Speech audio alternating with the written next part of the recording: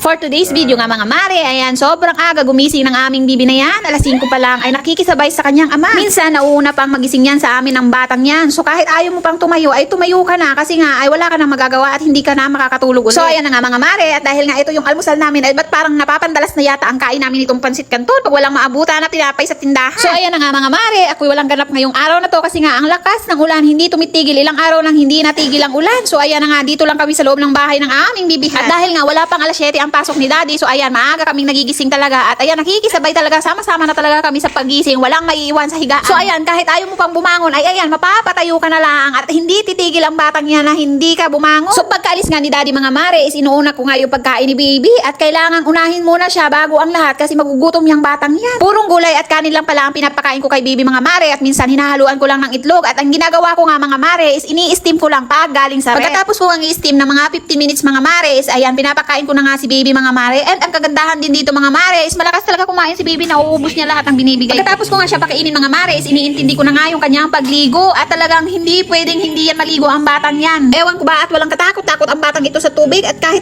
nung baby pa siya, ay kahit paliguan ko ay hindi talaga iyakin sa tubig. Talagang maglalaro pa ng tubig ang batang yan. So ayan na nga mga mare, pagtapos ko siyang bihisan, is asikasuhin ko naman yung kanyang buhok. Ay talaga naman kahit walang buhok yan, ay sinusuklayan ko yan ng maigi kahit kulot na kulot yung buhok niya. So after nga niya mga mare, is syempre ako na naman, andyan, higatay. Pagdating nga ng hapon mga mare, is ayan, mag-aasikaso na naman tayo ng pagkain. So ito yung pinakamahirap na gawain paghapon, ang mag-isip ng kung ano ang lulutuin. So bago nga ang pagkain namin mga mare, syempre unahin muna natin ang pagkain ng batang maliit na yan. So ngayon nga mga mare, sayote lang na may malunggay at kanin ang gagawin ko kay baby kasi wala nang ibang gulay si baby ngayon. Mas healthy pa ang kinakain ni baby kaysa sa amin. So ayan na nga, at buti na lang ay meron kaming puno ng malunggay dito. Ay araw-araw talagang malunggay si baby, hindi nawawala ang malunggay sa kanyang recipe. So habang bising-bising nga ako sa kusina mga mare, ay hindi pwedeng hindi bibisitahin si baby at baka yan ay lumukso na sa kanyang upuan. So ayan na nga, nagpre-prepare na nga ako ng kanyang pagkain. I-steam ko na to mga mare. Buti na lang at merong steamer si baby. Napapadali talaga ang buhay ko ng pagluluto ng kanyang mga gulay. So habang nagluluto nga ako mga mare, iyan, binuksan ko na nga yung dumating kong parcel. Ay aba, syempre bayad yan ni daddy nang wala siyang kaalam-alam. So ayan na nga, ito lagayan na pagkain ni baby mga mare. Ang cute diba? At para kay baby, yun na lang ang sabihin natin kay daddy para tayo ay hindi mapagalitan at ay may parcel na siya ang nagbayad nang wala siyang kaalam-alam. So ayan na nga mga mare, at nakauwi na si daddy. Ay ayan, may pasalubong siya. Ay ba, matamis na pagkain. At ayan, isusubunan niya nga kay baby. Ay aba, yung baby nga namin na nasanay na sa gulay ay ayaw nang kumain ng matamis. Sinisipa na talaga yung daddy niya. Magsisipag nga tayo ng konti at lalambingin natin ng konti kasi nga tayo ay may kasalanan. At yun nga yung parcel na siya ay walang kaalam-alam. So ayan na nga mga mare, kahit nakakaumay na itong ginagawa ko araw-araw, magluluto, magsasaing, ay aba, gagawin pa rin natin at tayo magugutuman. Mamamatay tayo sa gutom nito. So habang niluluto ko pa nga yung pagkain ni baby, so ayan, magsasalang na rin ako ng pagkain namin mga mare. So ayan na nga mga mare, at si daddy daw ang magluluto. So i-prepare ko lang yung gagamitin niya para hindi na siya mahirapan mamaya. Matapos ko ang i-steam yung gulay ni baby mga mare, ilalagay ko na nga siya sa blender at i-blend ko na. Hindi ko yan i-blend ng sobrang pino mga mare kasi mas gusto ko yung may texture na, kasi nga